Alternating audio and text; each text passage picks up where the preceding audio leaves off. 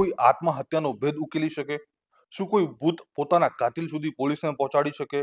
તમે માનો કે ન માનો, પણ અમદાવાદના વટવા વિસ્તારમાં જે બન્યું છે એ સાંભળીને તમારી તર્ક શક્તિ હારી જશે. આ કોઈ ફિલ્મી વાર્તા નથી, પણ 35 વર્ષથી દફન થયેલું એક ભયાનક સત્ય છે. કુતુબનગરનો પ્લોટ નંબર 10 અને એ મકાન, જે કોઈ અહીં રહેવા આવતું તેના માટે આ ઘર શાપિત સાબિત થતું. લોકો કહેતા કે અહીં કોઈનો આભાસ થાય છે, કોઈ અદ્રશ્ય શક્તિનો પડછાયો અહીં ભટકે છે. સાઉથની કંચના ફિલ્મ જેવી જ આ ઘટના સામે આવી છે, જ્યાં એક અતૃપ્ત આત્માએ પોતાના ન્યાય માટે દાયકાઓ સુધી રાહ જોઈ. પડોશીઓના દાવા સાંભળી તમે ચોંકી જશો. દર અઠવાડિયે, ખાસ કરીને જુમ્મે કી રાત એટલે કે શુક્રવારની રાત્રે, એક અજાણ્યો શખ્સ આ બંધ મકાને આવતો, દીવો અગરબત્તી કરતો અને તાંત્રિક વિધિઓ કરતો. શા માટે? આ મકાન સલિયા બીબીનું હતું અને છેલ્લા 5-6 વર્ષથી અહીં કોઈ રહેતું નહોતું. છતાં આ રહસ્યમય હિલચાલ ચાલુ હતી.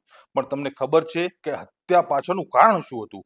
મૃતક ફરસાના મૂળ ધોળકાની હતી. સુરતમાં લગ્ન બાદ છૂટાછેડા થયા. તે પિતાના ઘરે પરત ફરી. અનૈતિક કામકાજ અને વ્યવહારના બાબતે ઘરમાં અણબણ થતા તે ઝઘડો કરી અમદાવાદ આવી ગઈ અને અહીં શમસુદ્દીન સાથે બીજા લગ્ન કર્યા. પણ અહીં પણ પરિસ્થિતિ ન સુધરી. પતિ શમસુદ્દીન તેનાથી કંટાળી ગયો હતો અને તેને પતાવી દેવાનો પ્લાન બનાવ્યો હતો. શમસુદ્દીને તેના મિત્ર અબ્દુલ કરીમ અને મકાન માલિક સલિયા બીબી સાથે મળીને ખતરનાક કાવતરું ઘડ્યું. ફરસાનાને સલિયા બીબીના ઘરે રોકાવા લાવવામાં આવી. રાત્રે જ્યારે તે ગાઢ નિંદ્રામાં હતી ત્યારે 4 શખ્સોએ મળીને તેનું ગળું દબાવી દીધું. અમદાવાદ ક્રાઇમ બ્રાન્ચની જે એક વણઉકેલા ગુનાઓ ઉકેલવાની એક પરંપરા રહેલી છે અને એ માટે જ ક્રાઇમ બ્રાન્ચનું એ મહત્ત્વ છે. ક્રાઇમ બ્રાન્ચને એક ઇન્ફોર્મેશન મળી હતી કે વટવા ખાતે કુતુબનગરમાં પ્લોટ નંબર 10માં આવેલ મકાનમાં કોઈ મહિલાની મતલબ હત્યા કરી એની લાશને ત્યાં દફનાવી દીધેલી છે. આ ઇન્ફોર્મેશન માત્ર આટલી જ હતી શરૂઆતમાં જ્યારે મળી ત્યારે. એટલે ક્રાઇમ બ્રાન્ચની ટીમ દ્વારા આ જે માહિતી છે એના ઉપર કામ કરવામાં આવ્યું લાંબા સમય સુધી અને ત્યારબાદ એ નક્કી કરવામાં આવ્યું કે જે મકાનમાં આ કુતુબનગરમાં મકાન કયું છે.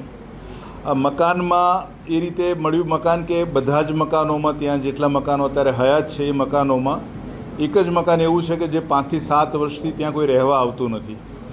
એ મકાન વિશેની માહિતી મળતા અમને ખબર પડી કે એ મકાન સાલિયા બીબીનું છે. એ સાલિયા બીબી હાલ હયાત નથી. સાલિયા બીબીએ થોડા ટાઈમ પછી એ મકાનને વેચેલું હતું, એટલે નવા માલિક પાસે પણ જે માહિતી મેળવવાની હતી એ મેળવવામાં આવી અને ત્યારબાદ એ ખબર પડી કે આજુબાજુના લોકો એવી વાતો કરે છે કે અહીંયા કોઈ રહી શકતું નથી ઘણા લાંબા સમયથી અને લોકો કોઈને કોઈ રીતે પીડાય છે, એટલે આ મકાનમાં કોઈ રહેવા તૈયાર નથી. તો આ મહિલા જે છે એ કોણ મહિલા છે એ બાબતે તપાસ કરતાં ખબર પડી કે આ મહિલા જે છે એનું નામ એટલે જે અત્યાર સુધીની જે હકીકત બહાર આવી છે, વિગતો જે મળી છે એ પ્રમાણે એ જે ત્યાં મહિલા જે છે કથિત જે નામ આવ્યું છે ફરજાના, અને ફરજાના મૂળ ધોળકાની રહેવાસી હતી. એટલે આ ધોળકાની જે વિગતો છે એ ખાનગી રીતે મેળવવામાં આવી તો ખબર પડી કે ફરજાના જે છે એ 92માં જ્યારે એની ઉંમર કદાચ 17-18 વર્ષની હશે એ વખતે એના લગ્ન સુરત ખાતે કરવામાં આવેલા હતા અને એ 1 વર્ષની અંદર એના પિતાના ઘરે પાછી આવી ગયેલી. પિતાના ઘરે પાછી આવ્યા પછી ફરજાના જે છે એ પોતાની રીતે જીવતી હતી, ઘણા પુરુષોના સંપર્કમાં હતી અને ધીરે ધીરે પેઇડ સેક્સ વર્કર તરીકેનું કામ કરવા લાગેલી અને ત્યારબાદ એના ઘરવાળા એને તરછોડતા એ અમદાવાદ આવી ગયેલી. અમદાવાદ આવ્યા બાદ પણ એની એ જ પ્રવૃત્તિ ચાલી હતી અને આ પ્રવૃત્તિ દરમિયાન જ એનો પરિચય એક શમસુદ્દીન નામના યુવક સાથે થયેલો. શમસુદ્દીનને બંનેના સંબંધો આ પ્રકારના જ રહ્યા પ્રોફેશનલી અને પછી થોડા સમય પછી બંને ફરજાનાના કહેવાથી શમસુદ્દીન સાથે એના લગ્ન થયા અને એ લગ્ન જીવન શરૂ થયું. એના પછી પણ ફરજાનાએ તેના લગ્ન પહેલાંની જે પ્રવૃત્તિ હતી એ ચાલુ રાખતા બંને વચ્ચે લગ્ન ટકી શકે એમ નહોતા, પરંતુ ફરજાના શમસુદ્દીનને છોડવા માગતી નહોતી. એના કારણે શમસુદ્દીન બહુ જ મતલબ એની પરિસ્થિતિ બહુ ખરાબ હતી અને એ વખતે એણે એના એક મિત્ર અને એના મોટા ભાઈની મદદ લીધી અને એની સાથે બીજા એટલે કુલ 4 જણાએ નક્કી કર્યું કે ફરજાનાનો જે અંત છે આ રીતે થઈ શકે એમ છે, બાકી બીજી રીતે થઈ શકે એમ નથી. અબ્દુલ કરીમ નાનો જે મિત્ર હતો એ મિત્રનું એની જે એક બીજા મહિલા જે સાલિયા બીબી છે એ આ લોકોના પરિચયમાં હતી અને અબ્દુલ કરીમનો એના ઉપર થોડુંક નાણાકીય ઉપકાર એટલે અહેસાન હતું, એના કારણે સાબિયા બીબીના ઘરે આ બંને જણા શમસુદ્દીન અને એની પત્ની ફરજાના એ બંને ત્યાં રોકાવા ગયા અને એ રાત્રે અગાઉથી જે પ્રકારે એમણે જે કાવતરું રચેલું હતું કે આ લોકો રોકાશે ત્યાં અને પછી મોડી રાત્રે બાકીના 2 કે 3 વ્યક્તિ ત્યાં આવશે. એ આવશે ત્યારે એમણે અગાઉથી જ એટલે કે અબ્દુલ કરીમ અને ઇકબાલે અગાઉથી જ એ ઘરમાં જે ખાડકૂવો ખોદવાનો ચાલુ હતો એને તૈયાર રખાવેલો હતો. એટલે જેવા બંને સૂઈ ગયા એ જ અરસામાં આ બાકીના લોકોએ એનું ગળું દબાવી એની ત્યાં હત્યા કરી અને એક ખાડકૂવામાં જે ખાડકૂવા માટે ખોદેલો કાડો હતો એમાં એને નાખીને એને દફનાવી દીધેલી. ત્યારબાદ અબ્દુલ કરીમે ઘરમાં પ્લાસ્ટર વગેરે કરાવી દીધું કે જેથી કોઈને ખબર ના પડે કે આ સ્થળે આવો કોઈ બનાવ બનેલો છે.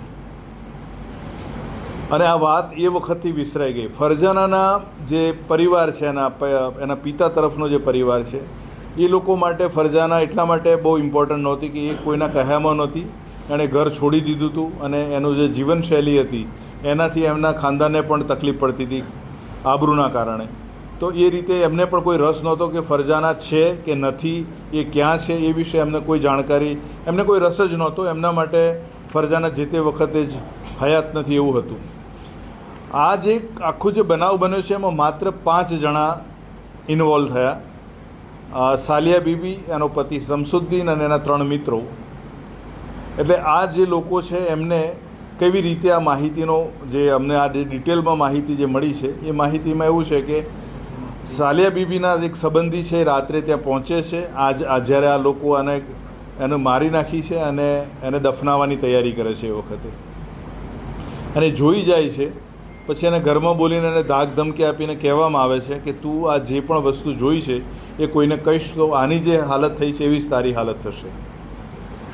એટલે ફરજાના એની કોઈ રિલેટિવ્સ હતી નહીં અને પોતાને જે રીતે આ લોકો એણે જોયું કે 5 જણા કમ્પ્લીટલી એક મહિલાની હત્યા કરી અને દફનાવે છે તો એને ચોક્કસપણે ખાતરી હતી કે એના જીવનનું આ કોઈ પણ વાત કરશે તો એના જીવને જોખમરૂપ થશે. એટલે આટલા વર્ષો સુધી આ વાતને એમ જ એણે રાખી. આખી જે ઇન્વેસ્ટિગેશન જે થઈ, શરૂઆતમાં મકાન શોધવામાં આવ્યું. મકાન શોધ્યા પછી એ મકાનના રિલેટેડ જેટલા વ્યક્તિઓ જે આવ્યા સામે, કોની સાથે કોનો સંબંધ હતો, એ રીતે આખું જે પ્રાથમિક માહિતી જેટલી ચોક્કસ બને એટલી નક્કી કર્યા પછી ગઈકાલે ક્રાઇમ બ્રાન્ચની ટીમ દ્વારા અને એક્ઝિક્યુટિવ મેજિસ્ટ્રેટ અને બીજા તપાસના જરૂરી એકમોની હાજરીમાં ત્યાં ખોદકામ કરવામાં આવ્યું અને ખોદકામ દરમિયાન 20 ફૂટ ઊંડેથી માનવ કંકણો મળ્યા છે. ગઈકાલ રાત્રે જે માનવ કંકણો સિવિલ હોસ્પિટલ અમદાવાદ ખાતે મોકલવામાં આવે છે અને ત્યાં મેડિકલ ફોરેન્સિક એક્સપર્ટ્સની હાજરીમાં જ એ માનવ કંકન મહિલાના છે કે પુરુષના એ નક્કી કરવાનું જણાવ્યું છે અને ત્યારબાદ એના DNA લઈ અને FSLમાં મોકલવામાં આવશે. થોડી કેટલીક વિગતોમાં ફરજાનાનો પરિવારમાં એનો ભાઈ જીવિત છે એટલે આ જે માનવ કંકણ મળ્યા છે એ ફરજાના જ છે. એના માટે એની સાથેની સરખામણી કરવામાં આવશે અને મેચ થયા બાદ આ જે હાલ જાણવાજોગ રૂપે જે તપાસ ચાલી રહેલી છે એમાં ગુનો નોંધી અને આગળની કાર્યવાહી કરવામાં આવશે અને આરોપીની ધરપકડ કરવામાં આવશે.